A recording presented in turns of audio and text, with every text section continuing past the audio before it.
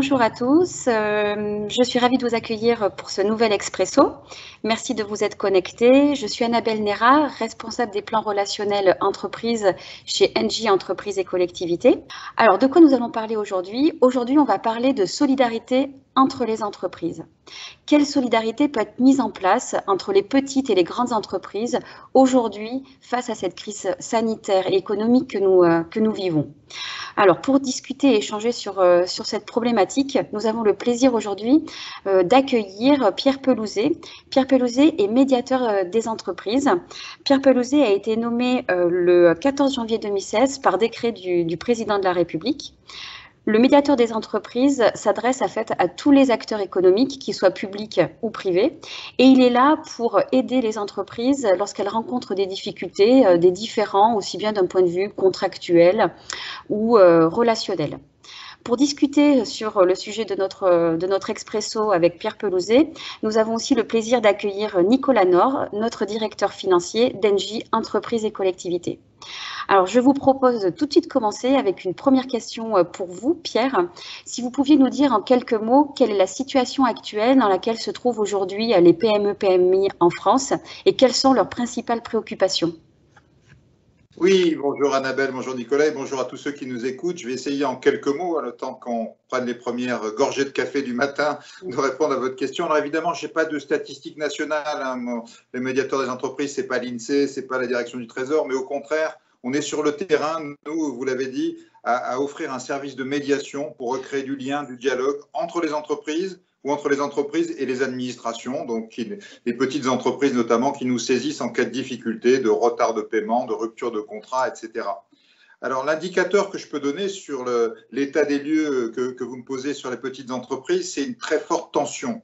Alors on a connu, nous, une tension extraordinaire avant l'été dernier, l'été 2020, au premier confinement. On a eu une flambée des saisines, un tsunami, on a été face à un nombre de saisines multiplié par 10 en quelques jours, ce qui montrait l'extraordinaire tension créée par ce confinement. Ça a duré de mars à juin, ça s'est un peu calmé en juillet-août, et depuis la rentrée de septembre dernier, on est toujours sur un niveau de 4 à 5 fois la normale. Donc ce que je peux dire dans l'état des lieux que vous me demandez, c'est que les entreprises restent dans une situation très tendue, probablement avec une trésorerie évidemment aidé par tout ce qui a été mis en place, le prêt garanti par l'État, le chômage partiel, le fonds de solidarité. Aidé par tout ça, beaucoup d'entreprises sont à zéro, mais elles sont juste à zéro, ce qui explique pourquoi il y a une telle tension. Si une facture n'est pas payée, s'il y a une difficulté avec un client ou un fournisseur, ça devient tout de suite terrible pour la petite entreprise. Voilà un petit peu où on en est aujourd'hui, de par notre ressenti de terrain. Je vous remercie Pierre pour votre retour. Donc j'entends qu'il y a encore de fortes tensions, des trésoreries à zéro. Est-ce que vous pourriez nous dire qu'est-ce qu'une PME-PMI attend du coup d'une grande entreprise comme la nôtre? Aujourd'hui, il y a une nécessité, j'allais dire, d'une solidarité, vous avez prononcé le mot tout à l'heure, d'une solidarité économique, c'est-à-dire que tout le monde se serre les coudes, se parle, s'écoute et surtout regarde les sujets de trésorerie. Un client qui paye mal, c'est une catastrophe en trésorerie. Au contraire, un client qui se met à payer mieux, voire même payer encore mieux que d'habitude, c'est-à-dire au lieu d'attendre les 60 jours traditionnels, de payer pourquoi pas en 30, en 20, en 10, là c'est une bouffée d'oxygène énorme pour l'entreprise fournisseur. De la même manière, si vous êtes un petit client d'un grand fournisseur, un fournisseur qui vous autorise à décaler les paiements, à retarder, à gagner un peu de trésorerie, là aussi, c'est une deuxième bouffée d'oxygène. Et tout ça, ça va être impératif pour la reprise économique parce que tout va se jouer là, sur ce carburant de reprise, sur cette trésorerie qui fait qu'une entreprise peut redémarrer ou pas. Parce que quand on redémarre, il faut réembaucher les gens qu'on a mis en chômage partiel. Il faut relancer la mécanique, il faut rallumer les bureaux et il faut racheter de la matière première pour les entreprises industrielles. Et sans trésorerie, ça n'est pas possible, ça va coincer. Donc cette solidarité économique est impérative aujourd'hui pour la relance. Merci Pierre. Nicolas, du coup, en tant que directeur financier d'Engie Entreprises et Collectivités, comment tu peux répondre aux enjeux des PME-PMI que vient de nous expliquer Pierre? Oui, bonjour Annabelle, bonjour Pierre et bonjour à tous. En effet, c'est la façon dont nous y répondons, c'est vraiment sur les deux volets, fournisseurs et clients. En étant au sein du groupe Engie, côté fournisseur, il y a une enveloppe qui a été allouée au plus haut de la crise, comme le rappelait Pierre, pendant la période de mars, avril, mai. Et donc nous avons pu accélérer nos paiements auprès de nos PME, PMI et donc auprès de nos fournisseurs avec qui nous avons des contrats. Et puis également, nous, chez Entreprises et Collectivités, en tant que fournisseurs d'électricité et de gaz, nous avons un chiffre d'affaires très important d'environ 3 milliards d'euros par an. Nous avons essayé de travailler avec nos clients. Alors, il y a beaucoup de clients qui nous ont sollicités pour avoir des reports de paiement. Nous avons aussi connu cette multiplication par 10 des demandes de report de paiement à cette période-là. Et puis, nous avons essayé de travailler avec ces clients pour leur aménager des délais de paiement complémentaires et donc trouver des solutions dans la durée avec ces clients pour vraiment aussi construire et nouer une relation de confiance, une solidarité et un accompagnement auprès de nos clients. Nous avons aussi, en ce début d'année, lancé une nouvelle offre qui permet à nos clients qui le souhaitent et qui souhaitent bénéficier d'une offre d'électricité verte ou de gaz vert, donc d'une offre décarbonée, de leur octroyer des délais de paiement supplémentaires pour tous ces nouveaux clients qui souhaiteraient nous rejoindre. Merci Nicolas. Pierre, je sais aussi que vous êtes président de l'Observatoire des achats responsables. Vous y incitez les entreprises à pratiquer des achats responsables envers leurs fournisseurs. Est-ce que vous pourriez nous en dire plus? Qu'est-ce que vous entendez par pratique responsable?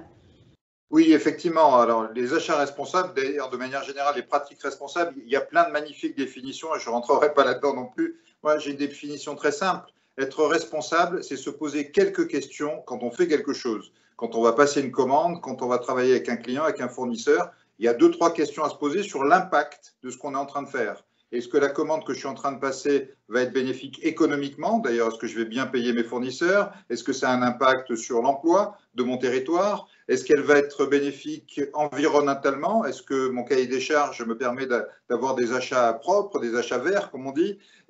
Quel est mon impact sociétal? Est-ce que je vais faire travailler le monde du handicap, le monde de l'insertion? Voilà quelques questions qu'on doit se poser. Quand on se pose ces questions-là à tous les niveaux de l'entreprise, parce que c'est souvent une décision individuelle, eh ben, on a une pratique responsable. Et on voit ces pratiques d'achat responsable qui montent d'année en année. C'est formidable. Je pense qu'il est temps de les accélérer. S'il y a un moment dans l'histoire économique récente de notre pays où les achats responsables et de manière générale la responsabilité des entreprises prend toute sa valeur, c'est maintenant, dans cette période de sortie de crise. Il faut qu'on soit optimiste. C'est maintenant que toute cette solidarité, toute cette responsabilité prend corps. Et derrière, vous allez non seulement vous faire du bien parce que vous allez adhérer à des valeurs, mais aussi, j'allais dire, attirer des gens comme des clients nouveaux, des fournisseurs nouveaux et peut-être aussi des investisseurs nouveaux et finalement aussi faire bouger en interne vos équipes parce que les équipes, notamment les plus jeunes, j'allais dire, ne veulent plus travailler pour des entreprises qui ne seraient pas responsables et je pense que tout ça, ça ne peut faire que du bien à l'entreprise qui devient de plus en plus responsable. Nicolas, Pierre vient donc de très bien nous expliquer ce que c'était que des achats responsables. Peut-être qu'Engie réalise déjà un certain nombre d'actions pour ces achats responsables. Qu'est-ce que tu en penses? Oui, tout à fait. On s'inscrit dans cette dynamique. On a une politique d'achat qui nous oblige et qu'on a déployé ces derniers mois, ces dernières années, à faire des achats responsables en regardant sur des plateformes d'évaluation de performance RSE justement ou d'achat responsable, des notations en fonction des fournisseurs que l'on souhaite sélectionner. Et c'est un critère qui est très important quand on fait des appels d'offres et qu'on essaye de sélectionner de nouveaux fournisseurs. On a aussi mis en place des actions pour faire travailler et travailler avec des établissements de services d'aide par le travail, qui sont donc réservés, donc c'est les ESAT, qui permettent l'insertion et la réinsertion sociale des personnes handicapées. Donc nous avons, en fonction des sujets, c'est pas forcément sur tous les sujets qu'on peut le faire, mais on essaye de sélectionner des entreprises dès lors que c'est faisable. Et puis, toujours sur ce volet client sur lequel nous travaillons aussi, nous essayons vraiment de porter tout ce qu'on peut mettre en place en termes de transition énergétique et donc de contribuer à déployer des offres vertes, que ce soit sur de la fourniture de gaz et d'électricité, comme je le disais plus tôt, mais également en investissant chez nos clients pour leur permettre de disposer, par exemple, de panneaux photovoltaïques. C'est des choses que nous faisons et qui, alors là, on est auprès de nos clients, mais finalement, on est dans un investissement responsable chez nos clients, avec nos clients. Pierre, Nicolas vient vraiment bien de nous expliquer les actions qu'on a lancées pour vraiment cultiver cette solidarité entre les petites et les grandes entreprises. Est-ce que vous pensez que nous répondons aux attentes et aux préoccupations des PME-PMI? Alors ça, j'allais dire, c'est plutôt elle de le dire, hein, c'est PME. C'est elle qu'il faut interroger là-dessus et peut-être vous interroger aussi en interne, hein, comme je disais tout à l'heure. Il faut aller toujours plus loin dans ce sens-là parce que c'est la voie des choses, parce que c'est une attente sociétale aujourd'hui, et tant mieux, et puis parce que c'est une nécessité économique du jour avec la sortie de crise. Donc oui, évidemment, tout ce que vous avez décrit est très bien. Moi, je vous engage évidemment toujours à aller plus loin, mais c'est un peu mon rôle de pousser à ce que les choses aillent un peu plus loin. Parce que les parties prenantes, comme on dit, sont en attente de ça et vous en retirez. Je crois qu'il y a cette prise de conscience qui se fait aussi, c'est-à-dire pendant un certain temps, on faisait un peu du greenwashing, hein, comme on appelle, c'est-à-dire qu'on faisait un certain nombre de pratiques pour se faire plaisir ou pour avoir un beau rapport RSE à la fin de l'année. Je crois que maintenant, de plus en plus, il y a une vraie attente, comme je le disais, des clients, des fournisseurs, des investisseurs, des équipes en interne et que tout ça nous pousse et c'est très bien. Hein, on voit les entreprises à mission qui fleurissent, on voit un certain nombre de choses qui bougent. Il faut qu'on continue, il faut qu'on accélère cette solidarité, se serrer les coudes, travailler responsable. C'est la clé, encore une fois, je le redis, je me répète un peu ce matin, mais il le faut, c'est la clé d'une sortie de crise parfaite pour nos entreprises, pour notre pays. On a une chance à jouer, c'est là que ça va se jouer. Hein, les aides du gouvernement, tout ça, c'est arrivé et c'est très bien. Il y a un moment donné où tout se joue entre les entreprises, parce que finalement, ce qu'atteint un fournisseur, c'est son client, et ce qu'atteint un client, c'est son fournisseur. Donc, c'est là que ça va se jouer. À nous de bien le jouer tous ensemble.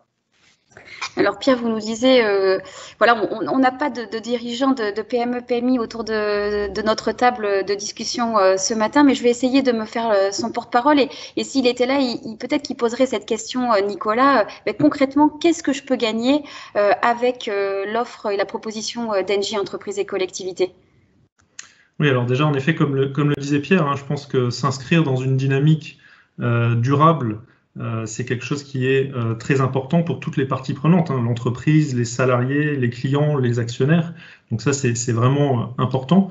Donc déjà, de ce point de vue-là, c'est quelque chose qui doit être mis en avant par nos clients s'ils souhaitent souscrire à des offres d'électricité verte ou de gaz vert.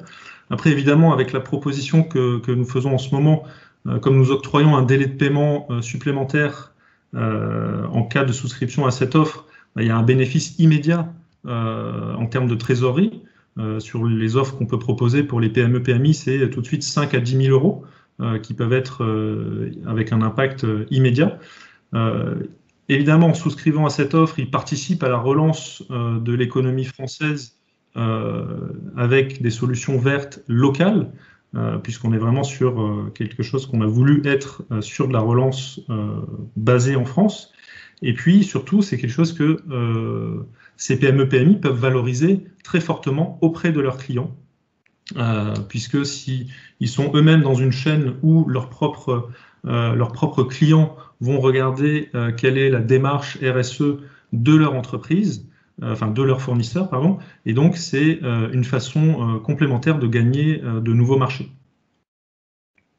Et donc, c'est ce qui nous permet vraiment, de s'inscrire dans une performance durable et de ne pas opposer rentabilité et croissance verte et impact économique responsable. Eh bien, merci Pierre, merci Nicolas pour la qualité et la richesse de nos échanges. Avant de clôturer cet expresso, nous allons faire un tour sur le chat pour voir si nous avons des questions. Alors, je regarde ça tout de suite. Et je vois que nous avons une question voilà, qui est « La crise a accentué les difficultés pour les PME-PMI, pleines de bonne volonté aujourd'hui et demain. Si on sort de la crise, est-ce que les bonnes résolutions et les initiatives vont rester ?» Alors Pierre, si vous pouviez, je pense que la question s'adresse aux deux, hein, aussi bien à Pierre qu'à Nicolas. Donc Pierre, si vous pouviez commencer à y répondre. C'est évidemment l'objectif. Effectivement, une crise nous apprend beaucoup de choses. Hein. Je pense qu'elle a fait naître ce besoin, cette conscience de la nécessaire solidarité entre les entreprises. Après, il faut que ça perdure ensuite parce que ça devrait être un standard de notre économie demain. On a des outils qui sont en place. Nous, à la médiation, avec le Conseil national des achats, on a une charte, par exemple, charte relations fournisseurs responsables, sur laquelle Engie est signataire de longue date, mais qu'il faut que toutes les entreprises viennent signer. Il y a plus de 2000 entreprises aujourd'hui. C'est beaucoup, mais ce n'est pas assez. Il y a même, pour aller plus loin, un label relations fournisseurs et achats responsables qui va sanctionner les meilleures pratiques mondiales sur les achats responsables, qui se base sur une norme ISO. Donc, c'est un deuxième outil. Vous avez cité l'Observatoire des achats responsables. Voilà un troisième outil sur lequel j'engage tout le monde à venir s'engager, ou sur les achats solidaires auprès des ESAT et des EA. Il y a une association qu'on a créée qui s'appelle Pas à Pas aussi. Donc, vous voyez, il y a tout un portefeuille d'outils sur lesquels c'est le moment de s'engager parce que ça permet, de récolter des bonnes pratiques, de partager avec d'autres personnes qui sont aussi responsables que vous, qui ont la volonté d'être aussi responsables que vous, et deux, de garantir en interne qu'on va pérenniser tout ça. Parce que le but n'est pas que de faire aujourd'hui, même si c'est déjà bien de faire aujourd'hui, mais c'est de continuer à faire demain. Il faut y aller, il faut qu'on le fasse tous ensemble et il faut qu'on reste comme ça. Ce serait merveilleux d'avoir une économie pleinement responsable dans les années qui viennent dans notre pays. Nicolas, qu'est-ce que tu peux rajouter ? Je dirais que Pierre a tout dit, mais en effet, c'est vraiment la volonté de travailler ensemble avec l'ensemble de l'écosystème en regardant l'impact à court terme, mais aussi l'impact à long terme. Et c'est parfois des petites décisions qui peuvent sembler difficiles à court terme. Si on les analyse dans la globalité et dans la durée, on voit que, in fine, c'est bien ce qui pourra nous permettre d'atteindre une performance durable et responsable. Et c'est ce que je disais plus tôt, il ne faut pas opposer la notion de performance et d'impact positif sur la société dans son ensemble. Merci. Mais nous sommes proches de la fin de notre expresso. Désolée, on n'a pas pu répondre à toutes les questions, mais on s'efforcera d'y apporter une réponse ultérieurement. Si je devais conclure cet expresso, je dirais que seul on va vite, mais à plusieurs on va plus loin. Et je pense que c'est tout à fait vrai aussi dans une relation commerciale. Vu tout ce que nous nous sommes dit, on voit bien qu'on réussira à se relever de cette crise si nous jouons vraiment la solidarité, et nous avons besoin de l'impulsion, de l'appui du médiateur des entreprises, et on a besoin aussi des grandes entreprises comme la nôtre pour aider les PME, PMI. Nicolas nous a bien présenté quelles étaient les actions que Engie mettait en œuvre aujourd'hui dans la situation dans laquelle nous nous trouvons, avec des délais de paiement rallongés et aussi avec des offres vertes qui permettent d'engager une relance écologique et plus responsable. Alors, on en a fini avec notre expresso. Vous pouvez retrouver toutes les informations sur le médiateur des entreprises et sur Engie sur nos sites internet respectifs. Vous pouvez aussi retrouver le replay sur notre site internet. Et je voulais juste vous annoncer le thème de notre prochain expresso de la semaine prochaine. Eh bien, c'est Justine et Quentin qui vont être là pour nous éclairer à nouveau, comme tous les mois, sur les marchés de l'énergie. Je vous remercie et je vous dis à très bientôt. Merci encore Pierre Pelouzet d'être venu avec nous et nous avoir accordé votre temps. Et merci aussi à toi, Nicolas, de nous avoir fait aussi plaisir de ta présence. Merci, au revoir. Merci, au revoir.